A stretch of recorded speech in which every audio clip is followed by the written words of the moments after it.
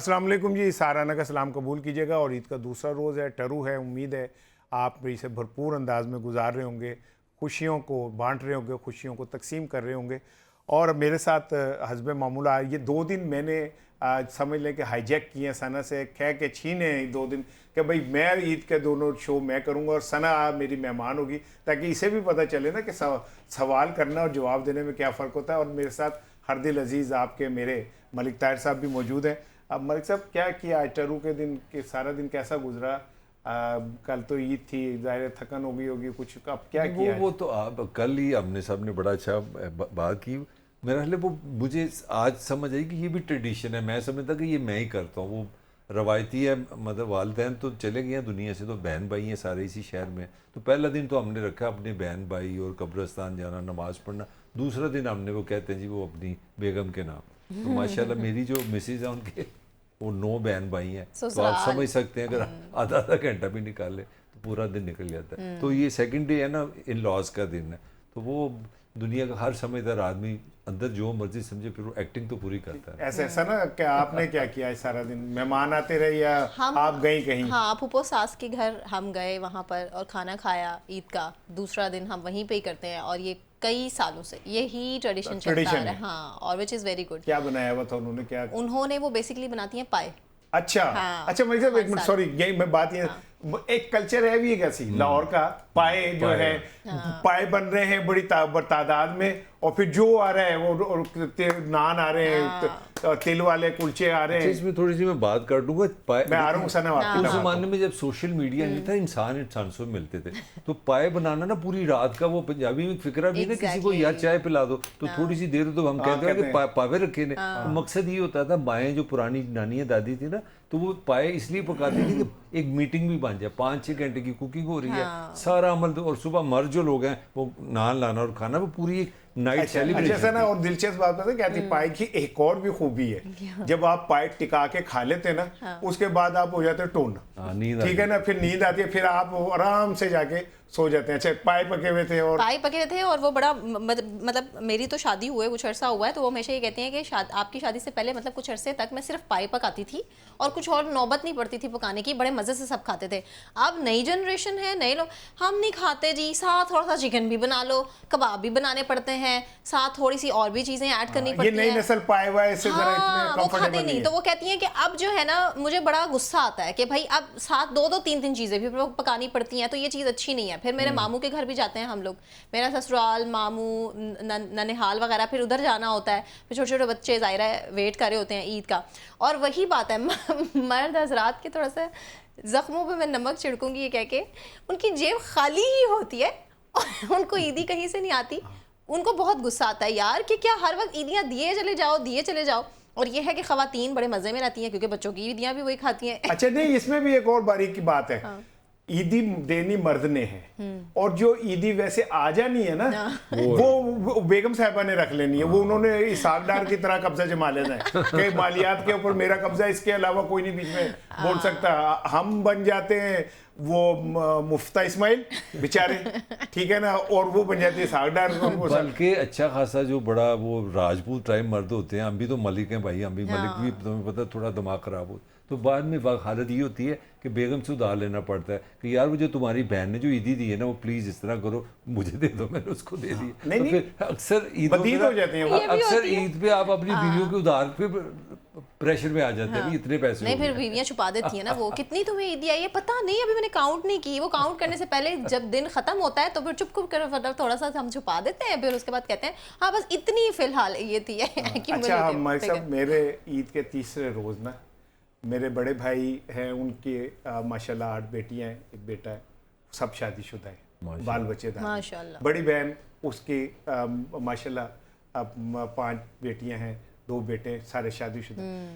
फिर मेरी बहन, ये सारे तीसरे रोज घर आते हैं हमारे। अच्छा, बिग हाँ, ये कुछ 70-80 के करीब लोग बनते हैं। अच्छा, वो चूंकि एक रवायत बन गई हमारी तरफ आने की, तो फिर हमारे खानदान के और बहुत सारे चाहने वाले, मेरे कजन, ये वो भी आ जाते हैं। पूरी बारात होती है इनके घर। बड़ा सवाल है क्योंकि हमारे यहाँ तो अक्सर ही होता है ना आजकल, तो पीटीए के लिए दिन अच्छे नहीं, तो अगर दफ़ा 144 लग जाए तो आप लोग इकट्ठे फिर भी हो सकते वो हो जाते हैं, हमें कोई कुछ नहीं कहता, क्योंकि हम ना वो इज्तिमा के बाहर मुस्लिम लीग नून का झंडा लगा देते हैं, तो वो फिर हमें प्रोटेक्शन भी मिल जाती है। अच्छा, ये 70-80 के करीब, कभी कभी 100 के करीब चले जाते हैं। अच्छा, हमारी चूंकि मैं वो ट्रेडिशनल है ना हम लोग, तो हम फिर वो एक डिश भी नहीं बनाते, हम 3-4 डिशें होती है उनको सर्व करने के लिए। अच्छा। और जो सबसे ब्यूटी है उस वक्त वो ये कि मैं और मेरा भाई हम दोनों कुर्सी पे बैठ जाते हैं और फिर वो एक एक फैमिली आती है। लो जी, शाइस्ता, इसके इतने बच्चे, इसके शौहर, इसके ये इतने पैसे बनते हैं, वो पैकेट बने होते हैं, वो ये आपकी थी, फिर वो दूसरा, फिर वो, और आखिर तो खैर वक्त तो वही आ जाता है कि मुझे हमसायों से पैसे लेने पड़ते हैं पेट्रोल डलवाने के। लेकिन हमने वो रवायत को इसलिए कायम रखा है कि जो घर खानदान के बड़े होते हैं ना, वो न्यूक्लियस होते हैं और उनके गिर्द लोग जुड़े होते हैं। ये न्यूक्लियस खत्म हो जाते तो खानदान भी खर जाते हैं। तो मतलब क्या आप मलिक साहब को देंगे ईदी? नहीं, मलिक मेरे से बड़ा है, मैं क्यों दूंगा? देखो, खानदान की इज्जत के लिए छोटे भी बड़ों को दे सकते। नहीं, बिल्कुल दे सकते हैं। कल तो ले ली थी ना आपने मलिक साहब से ईदी? हाँ, ले ली थी। हाँ, आज आपने देनी है। ये इतना मैं इसको क्या ऑनर लफ्ज सकता हूँ, मुझे ईदी दे दी और जाते जाते कहता है, वो राणा मेरे पैसे मुके नहीं, जरा थोड़े से पैसे दी। मैंने वो वापस दे दी। वो अब कह रहे मैंने तुम्हें ईदी दी थी। ये आप रिकॉर्ड को अब इतनी तो नाना हमारी कह रहे मैंने तुम्हें ईदी दी थी, तुमने मुझे उधार दिया है, तो मैं उधार जब होगा लौटा दूंगा। देखो ना कि इसको वजारत खजाना में होना चाहिए। अच्छा, ये IMF से जाकर थोड़ा सा वो रोमांस वापस लाए ना। मैं एक चीज सना से मैं शेयर करता हूँ, फिर जनाब से एक सवाल करना है। तो एक जो वो ज़माना था ना 70s का, इवन अर्ली 80s का, तो पाकिस्तान की फिल्म इंडस्ट्री, क्या याद मैं मुझे ये एरिया वैसे राना का मैं शुरू करूंगा इसको, तो मुझे अच्छी तरह याद है। राना साहब का एरिया क्या है? काम करते रहे हैं फिल्मों में? वो है ना, एरिया ऑफ एक्सपर्टी होती है, माशाल्लाह गाता भी अच्छा है। और इसको ये तो सुनना है इसने हमें मुझे ना गाना। आज बड़ा कल ईद वाले दिन इसने मुझे ना वो एक भेजा, क्लिप भेजा। छोटे बच्चे वो पंजाबी में होती है, जो फिल्म के डायलॉग होते हैं, मैं हैरान रह गया कि वाकई इतना क्या अदाकार हैं यार वो लोग। तो मैं बात कहाँ से कहाँ चली गई, तो एक बहुत बड़ी ट्रेजेडी हुई है हमारे यहाँ बाकी ट्रेजेडी के साथ। ईद का जोड़ था फिल्म इंडस्ट्री के साथ। मैं अपने ज़माने के, मैं पाकिस्तान की बात कर रहा हूँ, उर्दू और पंजाबी की जो बेस्ट फिल्में बनती थी ना, पूरे साल एक मीडिया में शो रहता था अखबारों में कि ईद को लगेगी फिल्म, मोहम्मद अली की, अंजुमन की। और सबसे मजे की बात है, हर ईद पे ना कोई गाना हुआ करता था जो पूरा साल उस ईद को जिंदा रखता था। अब ना फिल्म रही ना अच्छा, सिनेमा वाज अनदर एक्टिविटी कि फैमिली जाएंगी, बहुत पुरानी जो मैं बात कर रहा हूँ, तांगे में जाएंगे या अब मिलजुल के जाएंगे, सिनेमा में जाना और बॉक्स में बैठ के सारी फिल्म देखनी, गैलरी में फिल्म देखनी, मतलब वो किधर गया कल्चर यार। इसमें भी एक चीज बताऊं, ये जो ट्रेजेडी है ईद से तो खत्म हो गई फिल्म। मलिक साहब, आपको याद होगा हर दोस्तों के ग्रुप में एक बंदा होता था जो कहते थे ये टिकट निकालने वाला है। वो क्या होता था, अखबारात में छपता था खिड़की तोड़ हफ्ता। उसका मतलब ये होता था कि इतना रश है कि खिड़की टूट गई। अच्छा, उसमें कुछ होते थे जिन्हें टिकट निकालने का फन होता था, यानी कि वो एक खिड़की होती थी, उसमें इतनी सी जगह होती थी जिसमें आपने पैसे देके टिकट लेनी है। अच्छा। अब वो लोगों का जब रश बढ़ता था ना, तो खौफ ये होता था कि टिकटें खत्म ना हो जाए। अच्छा, फिर टिकट ब्लैक होती थी, यानी कि टिकटें खत्म हो जाती थी, वो 40 टिकटें दे के और फिर टिकटें रोक देते, फिर उनके ब्लैक ही होते थे। वो लेके फिर उनका 10 रुपए वाली टिकट वो 12 रुपए की देते थे, 13 रुपए की देते थे, वो ब्लैकिए कहलाते थे। तो अच्छा, वो टिकट निकालना भी एक फन होता था। क्या होता था मलिक साहब, एक खिड़की पे 100-200 बंदा खड़ा है, वो जिसको हम कहते थे ना कि इसे आर्ट है टिकट निकालने का, या तो वो नीचे टांगों में से ऐसे जाता था, खिड़की के आगे खड़ा हो जाता था, एयरफोर्स भी, हाँ, या फिर हम उसे ऊपर से धक्का देते थे तो वो छलांग मार के बीच में आ जाता था। और फिर लड़ाइयाँ होती थी, वो मुकाबले। फिर उस दौर में खिड़की तोड़ मतलब खिड़की टूट जाती थी। हाँ, वो एक अच्छा ना, इसमें एक बड़ी अजीब बात है, इस जनरेशन को पता ही नहीं है। फिल्म की टिकट बनाने के लिए मुझे अच्छी तरह याद है, बहुत सारे लोग जो है ना, जो SP शहर का है या वापटा का ऑफिसर है, उससे ताल्लुकात पता है क्यों बना के रखते थे? यार ये फोन कर देगा, मैं टिकट मिल जाएगी। पाकिस्तान की इतनी बड़ी इंडस्ट्री थी, film industry was such A beauty of Pakistan. गाने, लोग, एक्टर सब खत्म हो गया, हर चीज मोबाइल में। अच्छा, अब ज्यादा महंगी नहीं हो गई है इंडस्ट्री, क्योंकि ये एक्टर्स तो बहुत ज्यादा, आपको पता है ना, एक दौर में एक जो सबसे आगे बैठने वाले होते थे ना, उन्हें टिकट नहीं मिलती थी, उनके हाथ पे ठप्पा लगाया जाता था।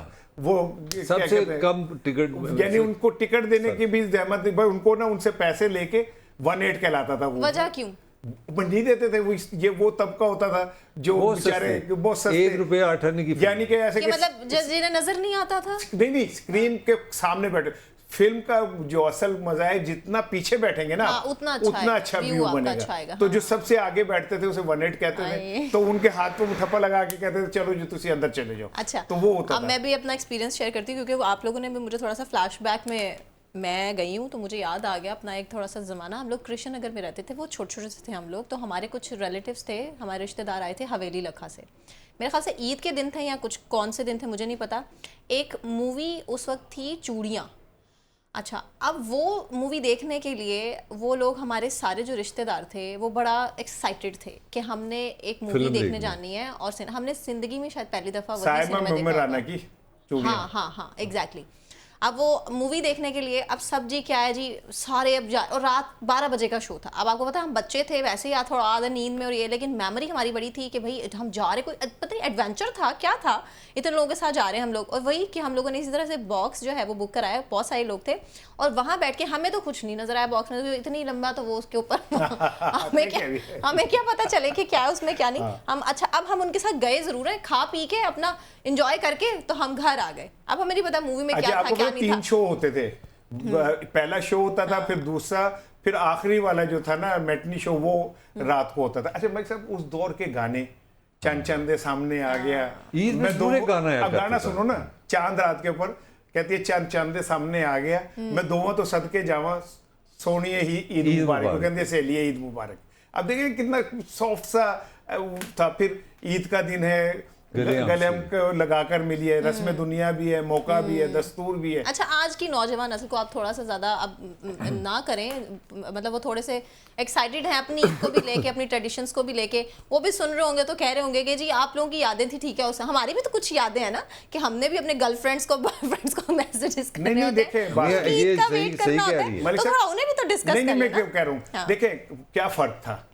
हमारा गाना हम कहते थे ईद का दिन है, गले हमको लगाकर मिलिए, रस्म दुनिया भी है, मौका भी है, दस्तूर भी। खैर उन्हें ना मौके की जरूरत है ना दस्तूर की जरूरत है, उन्हें तो जहां मौका हो। और उनका गाना क्या, भीगे होड़ तेरे, ठीक है ना, उन्हें आईफोन की जरूरत है, आईफोन की जरूरत है। तो ये एक अच्छा, फिर अखबारात में ना फिल्में के इश्तहार छपते थे। तो मैं वहीद मुराद का फैन था, मेरा एक दोस्त था वो क्या कहते हैं मोहम्मद अली का था, एक सुधीर का। तो हम फिल्में गिनते थे, वहीद मुराद की 36 फिल्में ने, वो कहते थे क्या कहते हैं सुधीर की 12 फिल्में। ये भी एक मैच था। अब तो सारा कुछ ही खत्म हो गया। और नेटफ्लिक्स नहीं, अब तो इतनी सारी जगह। हाँ जाहिर है नेटफ्लिक्स ना भी आता तो हमारी इंडस्ट्री उस तरह मैच ही नहीं कर सकी। नहीं तो इंडिया की सिनेमा आज भी जिंदा है। वैसे उसका अब मुझे बाद में पता चला, जब मैं बड़ी हो गई तो पता चला चूड़ियां वाज ब्लॉकबस्टर मूवी। नहीं ये फिल्म इंडस्ट्री को तबाह करने वाला जनरल ज़िया था ना। ज़िया से पहले 70s में पाकिस्तान की फिल्म इंडस्ट्री थी, बल्कि इंडिया से कंपटीशन था। Pakistani Punjabi film was way head of India. अब आज मुझे पता है, शायद लोगों को इतना ना पता हो, आज Pakistan no match to Indian Punjabi फिल्में। इंडिया की पंजाबी फिल्में इतनी सुपीरियर हो गई हैं, उनमें प्रोडक्शन, गाना, हर चीज़ आ गई है। तो ज़ियाउल हक साहब ने तबाह बर्बाद कर दिया सिनेमा को भी, हाँ जी, और फिल्म को भी। हर बुरी चीज़ का क्रेडिट वैसे उन्हीं को ही जाता है। बताएं, ये जो सोसाइटी में अदम बर्दाश्त बढ़ी, इसमें हमारी जो हमारा शोबिज़ इंडस्ट्री है ना, इसका भी बड़ा रोल था। देखें ना, सुल्तान राई हमारा हीरो बन गया, उसके पास गंडासा था, वो कत्ल करता था 50-50, 60-60, 70-70 अच्छा, कत्ल करता था। मोहल्ला जट में उसने गांव के गांव मुका दिए, ठीक है ना। 2-3 लाख बंदा मारना मसले को, हाँ, और वो हमारा हीरो था। 2-3 लाख बंदा मारना कोई मसला नहीं था उसका। वो जज साहब को जिस तरह बुलाता था, आज कोई बुलाए तो बंदा 6 महीने के लिए अंदर हो जाए। डीएसपी थी बड़ी मिट्टी प्लीज करता था, डीएसपी, डिप्टी, सॉरी। वो पुलिस वाला कहता है कि तू की चाहना है, कहता कत्ल होना चाहता, ठीक है ना। उसकी ख्वाहिशें देखो, और अनोखी ख्वाहिशें उसकी, कि जो वो कहता की चाहना, कहता है कत्ल, कहता है को सानू भी ਇਹੋ ਜਿਹਾ दुश्मन मिले, साडे पिंडे ते भी कोई फट पवे, ਉਹਦੇ ਤੇ लून लावे, ठीक है, आखिर धरती नता दा खून कदों तक नहीं देखे। यानी उनकी ख्वाहिशें अजीब थी, ठीक है। नहीं थोड़ा सा मोहम्मदी की भी तो बात है। नहीं मोहम्मदी मोहम्मद अली का भी एक, ये था एक movies हमने ना इस जनरेशन को बड़ा माइनस किया, थोड़ी जी आपने भी दहशत रोल करी है ना। मोहम्मद अली साहब बीए करके आते थे, भागे भागे माँ मैंने बीए कर ली है, माँ की उम्र छोटी हुआ करती थी, मोहम्मद अली बड़ा हुआ करता था। अच्छा, फिर मोहम्मद अली साहब की भी ख्वाहिशें थी।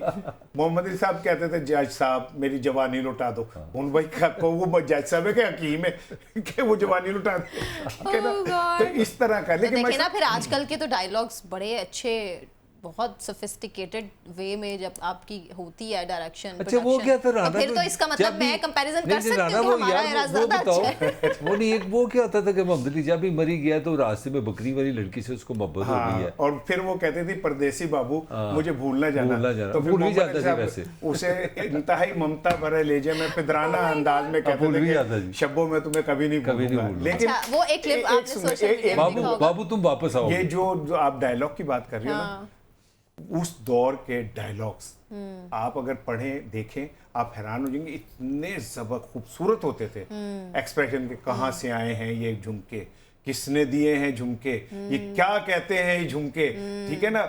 और वो आज तक मतलब वो जरबुल मिसल बने वो जुमले। बिल्कुल दुरुस्त कहा आपने। मेरा ख्याल है दो चीज़ों ने बड़ा हमें नुकसान पहुंचाया जो बर्दाश्त की आप बात करते हैं। एक तो लाहौर या पाकिस्तान की आबादी कम थी, तो स्टूडेंट को, नौजवानों को खेल के मौके मिल जाते थे। अब तो आपने मतलब ग्राउंड ही नहीं कोई छोड़ी, खुलापन छोड़। और सबसे बड़ी ट्रेजेडी आप देखें, मैं लाहौर से गवर्नमेंट कॉलेज पढ़ा हूँ, मैं पंजाब यूनिवर्सिटी पढ़ा हूँ, मुझे याद है मतलब 80s में जो पंजाब यूनिवर्सिटी थी, जिस तरह आप माइल्स एंड माइल्स ग्राउंड्स देखते हैं, खुलापन है। अब उसके बाद भी एक नई ट्रेजेडी हुई है, जो प्राइवेट स्कूल है ना, इसने जनाब 10 मरले का घर है, एक खतून बिठा दी है, वो उसने 2 इंग्लिश के फ़िक्रे याद किए हैं, तो बच्चों को एक तो फिजिकली मैं समझता हूँ बड़ा महदूद किया गया, दूसरा आपने एंटरटेनमेंट ही ख़त्म कर दी।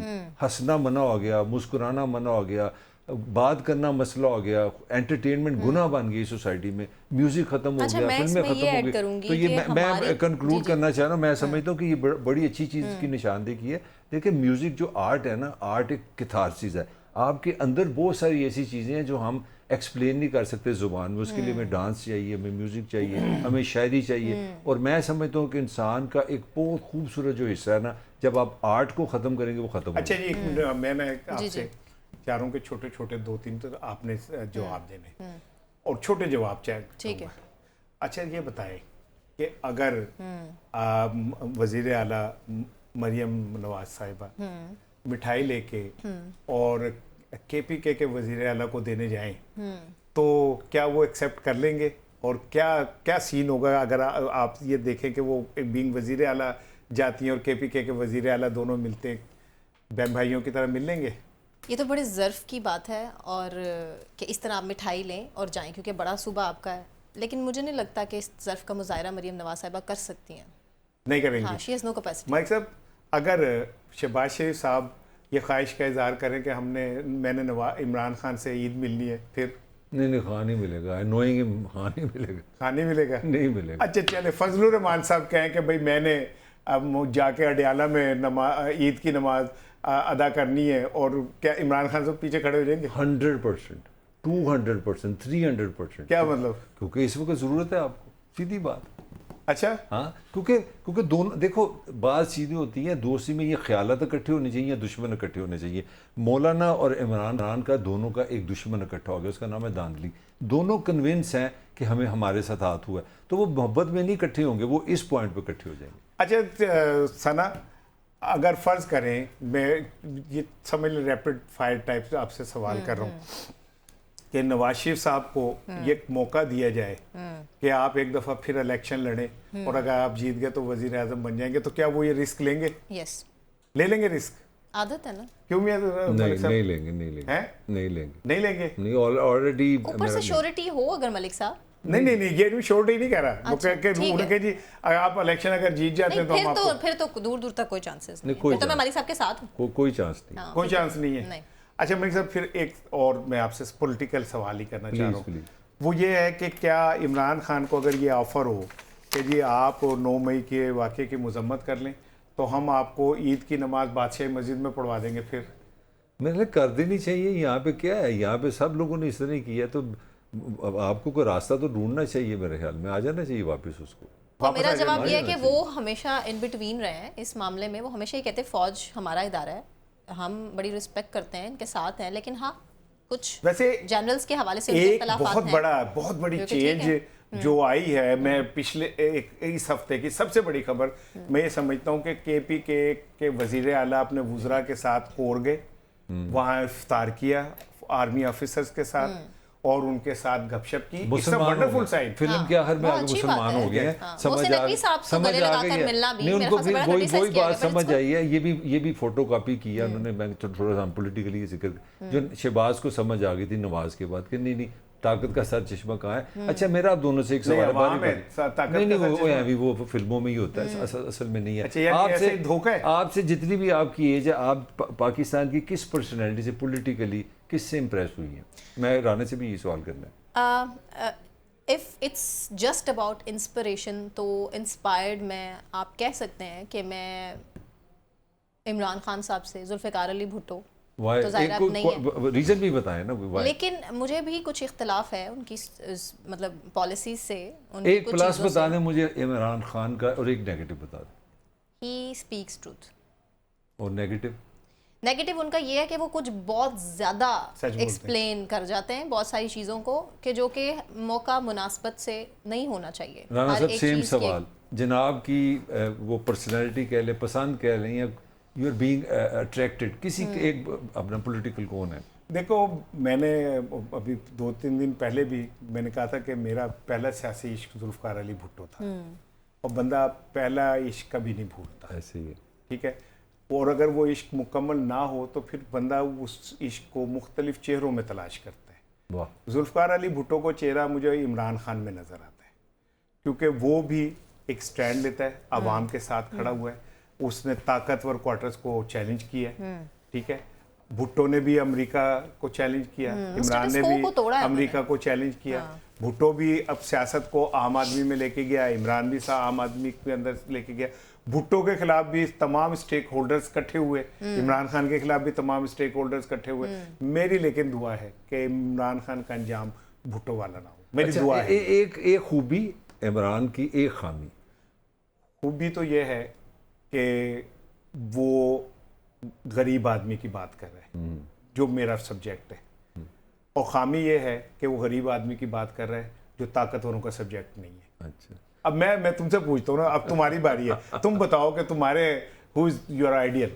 वो मैं इमरान खान को कोड करूँगा, थोड़ी सी बदतमीजी करने लगूँ। खान से पूछा किसी ने कि जब यार आप यंग थे तो इस तरह से तो आपको कौन क्रिकेट में किससे इम्प्रेस थे? तो उसने बताया माजिद खान से मैं बड़ा इम्प्रेस था। मेरा एक और कज़न खान ने बताया, दो जवेद बरकी से मैं बड़ा इम्प्रेस था। तो इंटरव्यू से पूछा अब आप किससे इम्प्रेस हैं? कहता मैं किसी से इम्प्रेस नहीं हूँ।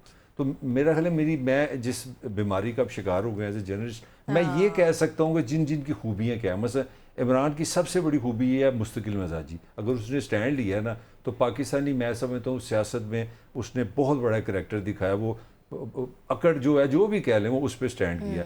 नवाज शरीफ मुझे लगा कि वो सही क्लासिकल, वो एक इस सोसाइटी का ना जो एक कामयाब आदमी है ना, वो यही होता है कि आप, वो पंजाबी में हम कहते हैं उसकी कमर ही नौगंड होया हो, जो जहाँ चीज़ें मतलब वैसे का वैसा हो जाए। हालांकि मेरे ख्याल में नवाज को एक मौका मिला था। अगर नवाज इस सिलेक्शन में ये पोजीशन ले लेता ना, वोट को इज्जत दो, तो ही वाज अगेन इमरान। हाँ, वो बन नहीं सका। बिलावल मुझे लगता है is a long way to go. Bilawal का मुझे लगता है अभी उसमें एज का भी बातें वो बहुत ठीक है। एक ब्रेक पॉलिसीज उनकी बड़ी अच्छी हैं, ब्रेक ले रहा हूँ। लेकिन अगर उन्हें करने दिया जाए कुछ तो नहीं वो करेंगे। बिलावल को एक मौका है, अभी जिंदगी आगे पड़ी है, और उसमें जुल्फ़िकार अली भुट्टो, बेनज़ीर भुट्टो का खून है, और खून जो है ना कहीं अपना रंग जोश मारता है, रंग दिखाता है। ट्रू। बहरहाल एक ब्रेक ले रहे जी। बात बड़ी ईद पे शुरू हुई, टरू की गुफ्तगू हो रही थी, खुशियों भरी गुफ्तगू होते होते थोड़ी सी शकील हो गई, सियासत पे चली गई। पता नहीं क्यों पाकिस्तान की सियासत इतनी शकील, क्योंकि जब भी इसका जिक्र करें हलक खुश्क हो जाता है, ज़बान खुश्क हो जाती है। एक ब्रेक ले रहे हैं।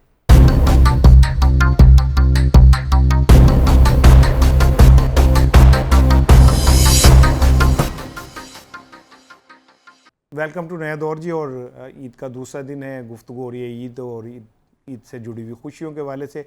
और हम चूँकि ज़रा मैं और मलिक माजी से जुड़े लोग हैं, तो हम बार बार खुशियों को माजी में ले जाते हैं। जबकि सना हमारे साथ मौजूद हैं जो इस दौर की तर्जुमान है, और वो हमें खींच के कहती हैं कि नहीं, इस दौर के ऊपर आके बात करो। सनत, प्रोफेशन में कितना अरसा हो गया तुम्हें? मुझे हो गए 7 साल, 7-8 साल। हाँ। कौन सा दिन मुश्किल तरीन था प्रोफेशन में तुम्हारा? वैसे तो बहुत सारे दिन मुश्किल थे, लेकिन अल्हम्दुलिल्लाह वो मुश्किल जो शायद बहुत सारे लोगों की ज़िंदगी में आती है वो तो नहीं था। लेकिन एक वाक़या है जो मैं आप लोगों को सुनाती हूँ।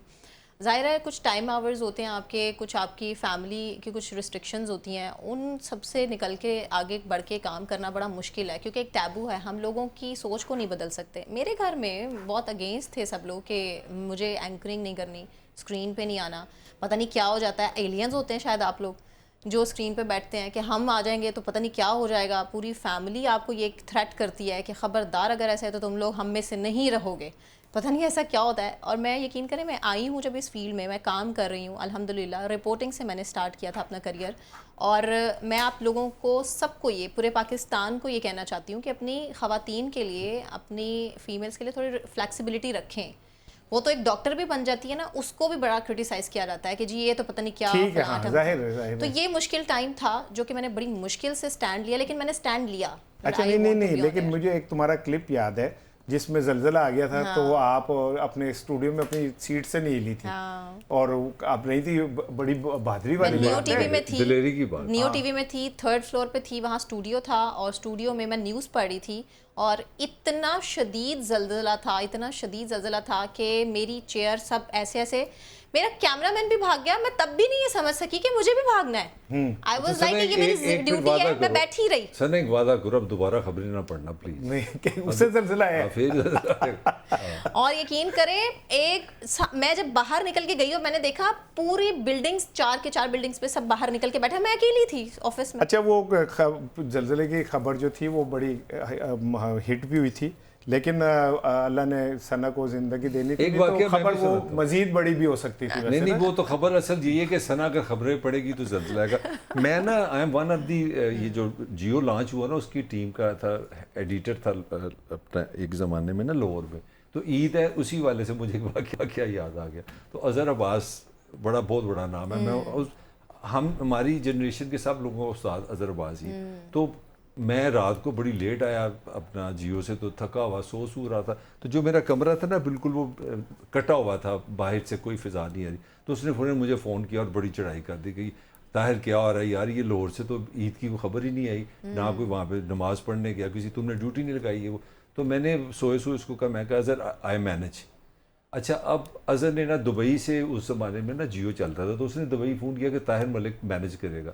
अब मैं तो अफसर था, मैंने मैनेज से मुराद ये था कि मैं किसी रिपोर्टर को कहूँगा लो जी अभी मैंने फ़ोन उठाया, नया मोबाइल आया था, तो ऊपर से ओसी उसको हम बोलते हैं। तो ख़तून जो हमारी दुबई में ख़बरें पढ़ी थी, उसने बताया कि लाहौर में भी ईद का अपना नमाज ख़त्म हुई है और वहाँ पर हमारे नुमाइंदे ताहिर मौजूद हैं, उनसे बात करते हैं ईद कैसे मनाई जाए। और मैं अब पक्का बाल, मैं तो हाथ पड़ा ही नहीं देना। अब अंधेरा कुछ नज़र नहीं यार, मैं बताता जा रहा हूँ मैं कि इस तरह वो अपना बादशाह मस्जिद में हुई, गवर्नर साहब आई हुआ है। और मुझे मुल्क याद है कि जब मैं छोटा था ना, तो फ़लस्तीन की आज़ादी की दुआ थी, कश्मीर की आज़ादी की दुआ थी, फिर उसमें इरिटेरिया शामिल हो गया। मुल्क बढ़ते गए, आज़ादी कोई नहीं मिली वैसे भाई 60 साल में। तो मैंने सारे मुल्क भी गिना दिए कि फ़लस्तीन की भी आज़ादी की दुआ की है, कश्मीर की भी की है, वगैरह वगैरह। मैं अल्लाह हो याद नहीं, कोई आज़ाद नहीं हुआ, तो मैंने सारा कुछ कर दिया। तो एकदम उसने बातों कहती लाहौर का मौसम कैसा है। अब मैं टेंशन में आ गया, मैं गई यार मैं मौसम किस तरह बताऊं, खिड़की ना दरवाजा ना कहीं से, मुझे पता ही नहीं। तो मैंने ना फिर टेक्नोलॉजी लोरी निकाली। मैं कहा मौसम तो अच्छा है, कहीं पे धूप भी है, कहीं पे बादल भी है, और कहीं पे हल्की हल्की बारिश भी है। अच्छा, वो ख़त्म हो गया। अज़हर का फ़ोन है और उसने कहा ये किस किस्म का मौसम है, तुमने सारी चीज़ें डाल दी। मैं कहा भी मैंने स्नोफॉल नहीं डाली। कहता ये क्यों? मैं कहा मैं तो कमरे में था यार। अच्छा यार, नहीं बाज़ औक़ात तो हमें प्रोफेशन में बहुत और झूठ भी, जाहिर है वो करना पड़ जाता है इस तरह की सिचुएशन में क्या करता। लेकिन ये कि आप ये देखें कि आज टरू है और लोग अपने घरों में खुशियां मना रहे हैं, हम यहाँ स्टूडियो में बैठे हुए और प्रोग्राम कर रहे हैं। कल ईद थी तो कल भी यही हुआ कि हम ईद वाले दिन यहाँ प्रोग्राम कर रहे थे। काश हम भी कोई जुडिशरी में होते तो हमारी भी ईद की छुट्टियां हुई होती, तो हम ब्यूरोक्रेसी में होते तो हम भी कोई ईद की छुट्टियां कर रहे होते। लेकिन हमारी किस्मत में एक बंदा खराजे तहसीन बनता है, होते हम कैबिनेट का हिस्सा होते तो हम एक खराजे तहसीन बनता है, हमें गिनना चाहिए। मसलन देखो कितने बड़े वो पायलट हैं जो ईद पे जहाज़ चलाते हैं, वो ड्राइवर जो ट्रेन चलाते हैं, यार ये ट्रांसपोर्टर कितने बड़े लोग हैं। पूरे पाकिस्तान में मेरा मिलियन एंड मिलियंस लोग हैं जो एक शहर से दूसरे हाँ, शहर travel जाते करते हैं हैं। यार। इनकी नहीं, भी दो तो चीजें और, दो चीजें कितने और। बड़े लोग हैं। डॉक्टर्स, आज डॉक्टर्स। कल जब हम नमाज Security पढ़ने guards ही गए, हैं। पलक, Security guards। नमाज पढ़ने जब हम कल गए हैं तो मसाजिद के बाहर पुलिस वाले ड्यूटी दे रहे बड़ी थे बात है, बड़ी बात। और वो Wardens अलर्ट थे, ठीक है, ट्रैफिक वार्डन्स अलर्ट थे, मोर्चों के ऊपर बैठे हुए हमारे हालांकि फौजी। टेररिस्टों को चाहिए ईद पे छुट्टी करें वो। नहीं, और करते हैं, करते बल्कि हैं। शहरियों को वार्डन्स को इनको ईदी देते हुए जाना मैं राना बात चाहिए। करूं जो बम चलाते हैं Deserve उनको ईद करते की हैं छुट्टी भाई। नहीं, होनी मैं चाहिए। बता रहा हूं ना। ताकि पुलिस तो इजी रही उस दिन। भाई साहब जो इस वक्त भी मोर्चों पे अपनी ड्यूटी दे रहे हैं definitely, फौजी definitely। जवान, हाँ, जो उनको पुलिस वाले अपनी बेशक ड्यूटी दे रहे salute है उनके हैं, लिए। वो नर्सें जो हॉस्पिटल्स में इस वक्त यार ड्यूटी ये दे रही हैं, बापटा वाले हैं डॉक्टर्स, जिनकी लाइट तो ये मैं समझता हूँ कि हमारे असल हीरोज हीरो यही हैं। और दहशतगर्दों की जो जहाँ तक बात है तो हम मजहब का लिबादा ओढ़ के जो कुछ कर रहे होते हैं तो शायद वो भी ये समझते हैं कि मैं नहीं आज का समझता दिन वो मजहब है, to be honest with you. वो हमने लिबादा ओढ़ के नहीं, वो मैंने कुछ और जो बात गेम की है है ना, उसमें जाना नहीं बनता। दिन नहीं है, मेरा नहीं ख्याल कोई मुसलमान इस तरह का हो सकता है, कोई इंसान इस तरह का हो सकता है। यार ये आप किस तरह किसी की जान ले सकते हो बगैर जाने बगैर मतलब कि वो देखे? इंसान मेरा होते ही नहीं नहीं है। ट्रू। अच्छा, दूसरी चीज़ ये कि इस ये वैसे मौका तो खुशी का है, लेकिन पिछले जो चंद माह में हमारे बहुत सारे फौजी जवान दहशतगर्दी का मुकाबला करते हुए जानों का नजराना जिन्होंने पेश किया। मोस्ट रिसेंट में इसमें पास हमारे में चीनी भाई भी शामिल हैं, ठीक उनकी भी है, है।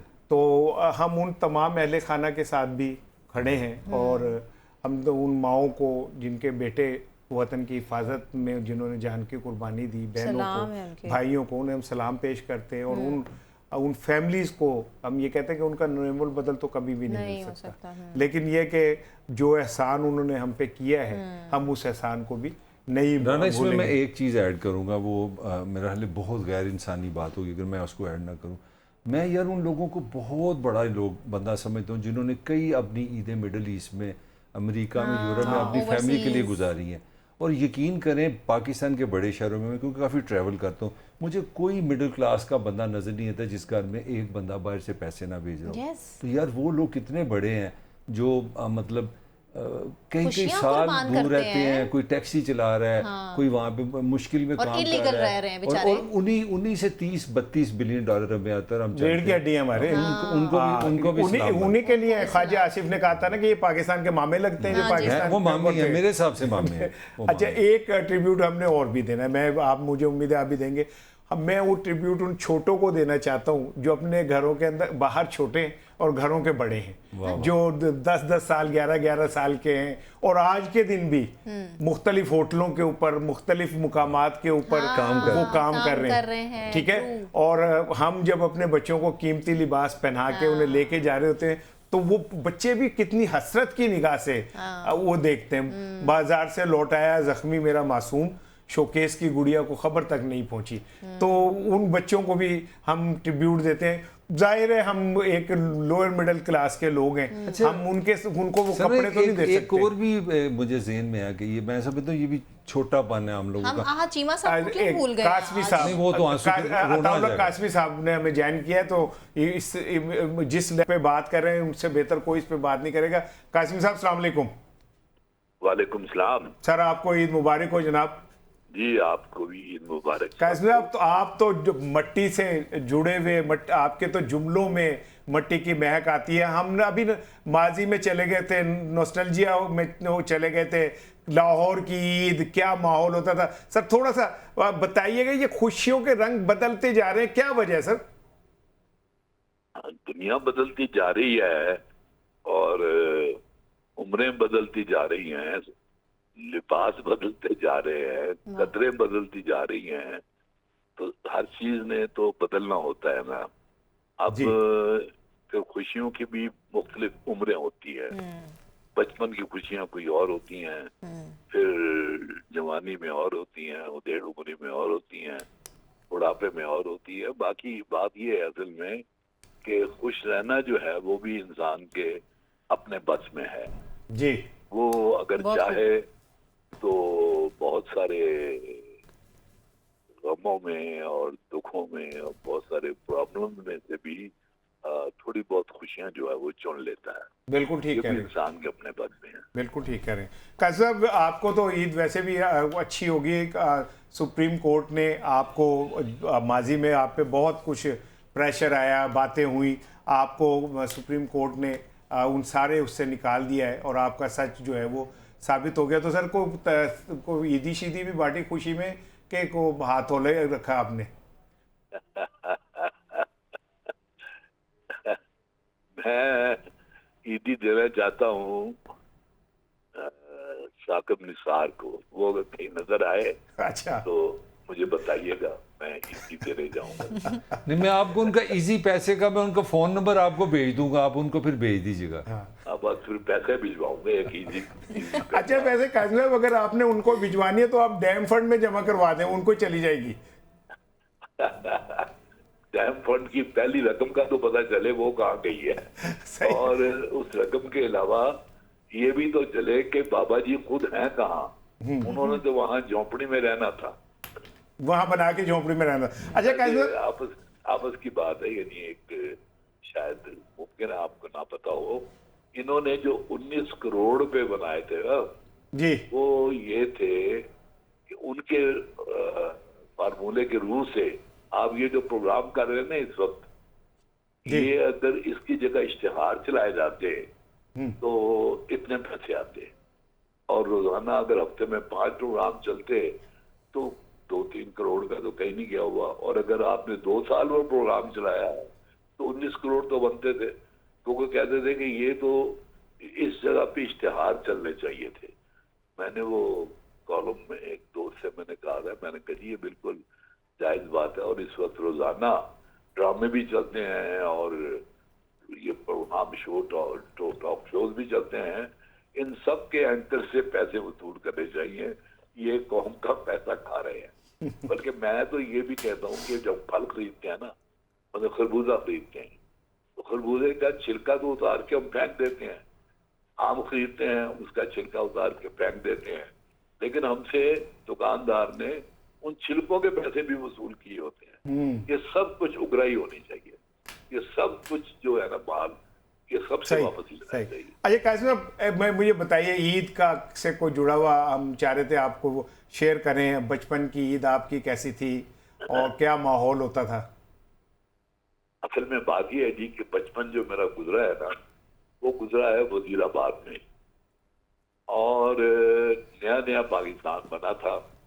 और सच्ची बात आपको बताऊं कि बस खुशी का वक्त वो होता था जब चांद रात देखने के लिए ना, मुझे याद है अच्छी तरह, हम अपने घर की छत पे, मैं, मेरी बहनें, मेरी अम्मा, सब हम, और सारा मोहल्ला जो होता था वो उस वक्त छतों में नजर आता था। चले साथ साथ चांद देखने हाँ, दुआएं चांद। मांगा करते थे तो लोग। तो जूं ही वो चांद नजर आता था तो खुशी से लोग उछल पड़ते थे, एक दूसरे से गले मिलते थे, और उसके साथ ही मस्जिद में से ना नौबत कहते थे उन्हें, वो बजनी शुरू हो जाती थी। अच्छा अच्छा, उसी वक्त नौबत बजनी शुरू हो जाती थी मस्जिद से कासमी साहब। और हम जो ज़ाहिर है कि बच्चा बिल्कुल, तो उसके बाद ही होता था कि हमें पैसे उस जमाने में क्या बिल्ले होते थे, मेरे ख्याल में उससे हम वो खरीद सकते थे, वो नहीं होता जो बर्फ के ऊपर मीठा लगाया होता है, क्या गोला, कहते हैं? बर्फ का गोला। बर्फ का गोला, वो खा लेते थे तो और इस तरह की चीज कर लेते थे। वहाँ कोई मेला वेला तो वहाँ अगर लगता भी होगा तो हमारे ही लम्बे तो नहीं था बिल्कुल। अच्छा तो अच्छा, बचपन तो ऐसा गुजरा था। फिर जब मॉडल टाउन आ गए हम, वहाँ जरा फिर ईद और तरह की होती थी। बिल्कुल ठीक। तो आजकल तो काजी शायद साहब, मुफ्ती साहब को नहीं नजर आते। आपको ईद बहुत मुबारक हो और आप आपको इंजॉय करें बहुत सर। मुबारक। सारी बहुत कौम को शुक्रिया, मुबारक। बहुत शुक्रिया भाई साहब। वो वाकई है, एक चीज़ तो हम भूल ही गए थे, वो जो रात पे चांद नजर आता था तो फिर हम अपने बड़ों को सलाम करने जाते थे कि जी चांद नजर आ गया, सलाम करते हैं। अब आपको पता है ना, वो ईद अक्सर वो होती है जो रात के 2 बजे भी अनाउंस होती है, कल ईद है। हाँ हाँ, ऐसे ही चीज होता की है। नहीं समझ आई मुझे। देखे कॉमन सेंस की बात है, अब हर बंदे के हाथ में मोबाइल है, तो ये जो रोयत लाल कमेटी है 5 जगह पे बैठे हैं, तो अगर 7 बजे 6 बजे 6:30 तक अब पूरे पासन में चांद चला जाता है, मुझे आज तक ये नहीं समझ आती कि वो 7 से बाद क्या तलाश करते ये हैं। तो मलिक ईराना साहब बताएंगे कि उस कमेटी को रोकता कौन है चांद ना नजर आने से? बात यह है वो क्या कि चक्कर है यार? बदकिस्मती से जिनको सामने खड़ी हुई मज नजर नहीं आती उन्हें चांद देखने पे लगा देते हैं। ठीक और है वो ना? भी इतनी बड़ी हाँ, माइक्रोस्कोप के और साथ। वो अब इसमें भी देखें कि ये लोग उसमें होटल का स्टे, हाँ। 2 दिन का 3 दिन का खाना पीना, फिर उसकी तनख्वाह, फिर तो भाई वो क्यों, वो फिल्म जिसका एंड पहले ही आ जाए तो उस फिल्म का फायदा क्या हुआ? सबसे बढ़ के आप एक चीज भूल गए इनका हैं। ही विलन जो, आई एम सॉरी, हाँ। इन रुयत लाल कमेटी का सबसे बड़ा विलन है पोपल जी साहब। वो इनका प्रोग्राम बांट देते हैं। और दूसरा, वो कहते हैं मैनू नजर आ इनको गया। सबसे ज्यादा उस दिन पता है क्या इनको, इनके साथ अच्छा होता है, इनके लिए अच्छा ये होता है, प्लस पॉइंट इनको लाइव कवरेज मिलती है हाँ कई जी। घंटे। वो मुफ्ती साहब ने तो गुस्से हुए थे एक मगर प्रेस उससे कॉन्फ्रेंस में, एक चीज है, इतना क्यों गुस्से लाइव को कटनी कहा है? आपने, तुमने क्यों कैसे कर दिया? मुझे तो ऐसे लगा कि जैसे ये रुयत लाल कमेटी थी, कोई मार्शल टाइप काम कर दिया उन्होंने ना। एक ब्रेक ले लें। ये काज़मी साहब ने बिल्कुल एक प्लेयर मेसी हो गया ना, अब छतों पे जाना, चांद को आंखों से देखना, अब ये जनरेशन को तो पता ही नहीं है। वो तो एक ब्रेक लेते हैं, ब्रेक लेते हैं जी। इसके बाद अभी टरू की खुशियां जारी हैं और मलिक साहब और सना मेरे साथ हैं, बहुत सारी गुफ्तगू करनी है। ब्रेक लेते हैं, ब्रेक के बाद आते हैं। स्टे विद अस।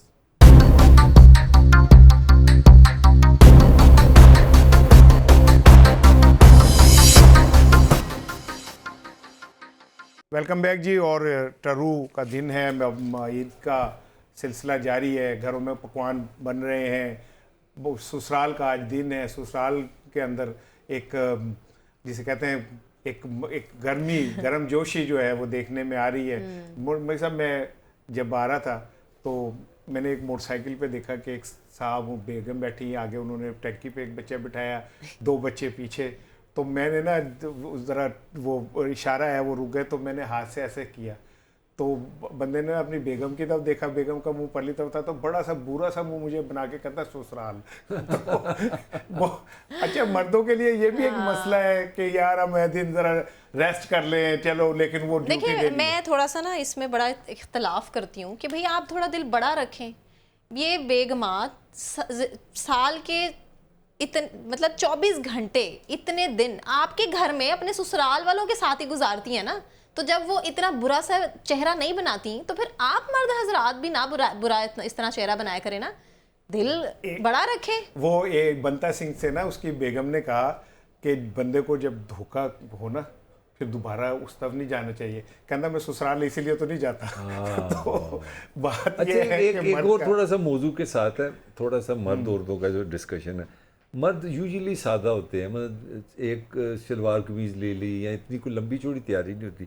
ये खवातीन सादा क्यों नहीं होती ईद के क्योंकि बाद? दुनिया है ही खवातीन के लिए। हाँ, अच्छा, इसका क्या खवातीन मतलब की है? मलिक साहब कबर्ड में ना हमेशा एक जोड़े की कमी रहती है, कि वो चाहे जो नहीं ऊपर है। तक भरा हो, वो तब भी नहीं एक की जो है ना कमी रहती है। मर्द बेचारा वही पुरानी जीन्स, पुराने कपड़े पहन के वो और फिर डाई आता है। करवा के भी पहन लेते हैं, हैं? डाई करा लेते हैं। हाँ, वो डाई करा लेते हैं। नहीं वाकई ये बल्कि शादियों में बड़ा होता है फीमेल्स में कि ये तो मैंने पहले भी अच्छा भाई पहना साहब, हुआ है। किसी दौर में जब ईद होती थी तो बड़े मेले ठेले लगते थे और बड़े वो होता था, आप चिड़ियाघर जाना एक बहुत बड़ा रवाज था। तो अच्छा, वो एक तो चिड़ियाघर से याद आ गई, मैं खबर ब्रेक कर दूं, वैसे तो दूसरा दिन ही चिड़ियाघर, वो हमारे जो पुराने सीएम थे ना, उन्होंने एक बहुत बड़ा उस पर कोई एक्शन लिया हुआ है, अंडर कंस्ट्रक्शन। तो इस बार ये बहरहाल मेरी ज़िंदगी की तो पहली ईद है कि चिड़ियाघर बंद है। तो मेरा जनाब से सवाल है कि जो लाहौरी हैं, बल्कि पंजाब का एक बहुत बड़ा जो एक्टिविटी ईद के साथ जुड़ी हुई है, बल्कि क्रिसमस के साथ भी, जो मैं बात कर रहा हूँ, गाँव देहात से लोग आते हैं, चिड़ियाघर लाहौर से जुड़ी है। तो मेरा जनाब से सवाल है कि अब इस बार लोग किधर जाएं? देखिए, मैं तो ज़ाती तौर पे समझता हूँ कि हुकूमत को अपनी आवाम की खुशी के लिए कोई इस बात का ख्याल रखना चाहिए। तो चिड़ियाघर मेरा तो ख्याल है बंद है। कि वो ऐसा करें कि आवाम को पार्लियामेंट खोल दें, हैं पार्लियामेंट देखने के लिए लोग जाएं कि भाई ये हमारी पार्लियामेंट है, यहाँ पे तकरीरें होती हैं, यहाँ पे खिताब होता गवर्नर है। हाउस खोल दें। नहीं, ये आप संजीदा कि कॉमेडी, मैं कुछ समझने बात नहीं। चिड़ियाघर और पार्लियामेंट। हामिद अली खान साहब ने हमें ज्वाइन किया। अस्सलाम वालेकुम हामिद अली खान साहब। हजूर, आपको बहुत क्या कहते हैं, मधुर सा ईद मुबारक हो सर। खैर मुबारक जी आपको भी।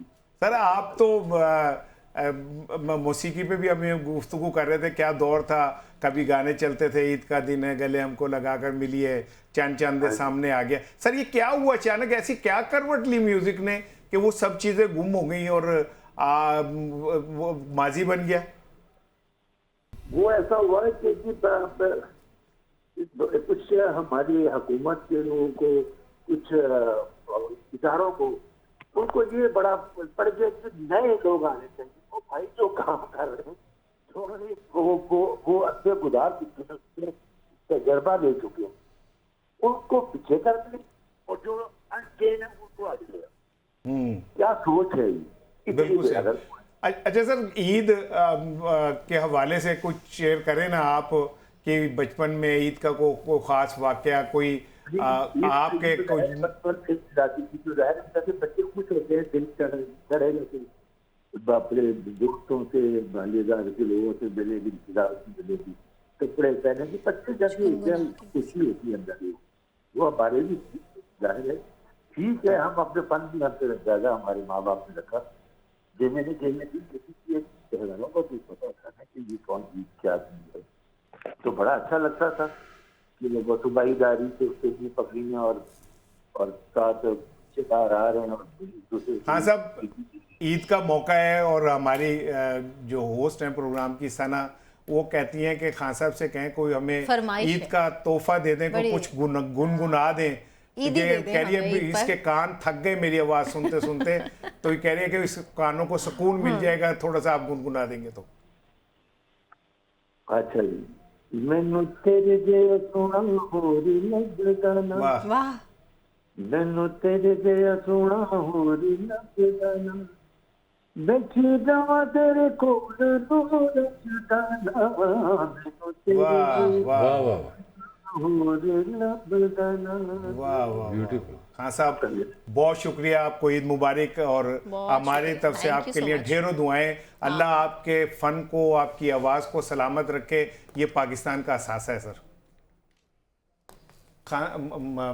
मैं तो खो गई टच है ना, बड़ा मजा आया है। हाँ, उस अच्छा, म्यूजिक जो देखे ना, जो हम बात जो कर रहे थे कि इस म्यूजिक का अपना एक असर, एक तासुर है, आज भी वो वहाँ पे कायम है। सना, वैसे तुम भी गुनगुनाती हो? नहीं, मुझे किसी ने बताया था कि आप गुनगुनाती हो। मुझे राना ने बताया था, राना इसार ने बताया था कि बहुत अच्छा गाता है। हाँ, मैंने कहा, राना साहब, मैं राना की बात कर रहा हूँ। हाँ, राना साहब गाते हैं ना। नहीं, हमें तो ये पता चला सना बहुत अच्छा गाती है। सना भी टाइम नहीं करते, टाइम थोड़ा आप सीधा सीधा, मुझे नहीं आता गाना। अभी हमारी इतने तल्ले तुल्ले कराने की जरूरत नहीं, चुप करके गाओ जल्दी से राना साहब। नहीं, मुझे गाना नहीं आता। नहीं, बस अब हम सुन रहे हैं। जो भी है यार, ईद है, ईद पे सब माफी होती है, जैसा भी। ईद का दिन है गले, हमको लगा कर मिलिए, रस्म दुनिया भी है, मौका भी है, दस्तूर भी है। लो, मैं तो फरमाइए, अब ये ईद ही हो गई। अब मैं बताऊं, मैं ईद ही नहीं दूंगा। मुझे मजा नहीं, देखें, मैं ईद अब जबर नहीं होना चाहिए, अगर गाए तो एक हो जाए, अगर बगैर जबर नहीं। मैं अब ये प्रोग्राम का वक्त क्योंकि खत्म हो रहा है, तो इसके बाद मैं आप अभी हम बैठेंगे ना, सना घर से लेके आइए बड़ा मजेदार खाना। तो इसने कहा था कि आप डिनर हम इकट्ठे करेंगे, तो वहाँ पे आपको गाना भी सुनाऊंगा। नाज़रीन, आज के शो का वक्त खत्म हो रहा, हमने कोशिश की कि इस कसाफत ज़दा माहौल में, जहाँ पे सब परेशान हैं, तंग हैं, को थोड़ा सा हंसते बोलते, को लाइटर गुफ्तगू करते हुए इन खुशियों को जो है सेलिब्रेट करें। और जाते हुए फिर मैं आपसे दरख्वास्त करूँगा कि खुशी ये नहीं कि आपके घर में लोग चहचहा रहे हैं, खुशी है कि आपकी वजह से कितने लोग चहचहा रहे हैं, उनका ख्याल कीजिए जिनका कोई ख्याल नहीं करता। ईद मुबारक, अल्लाह हाफिज़।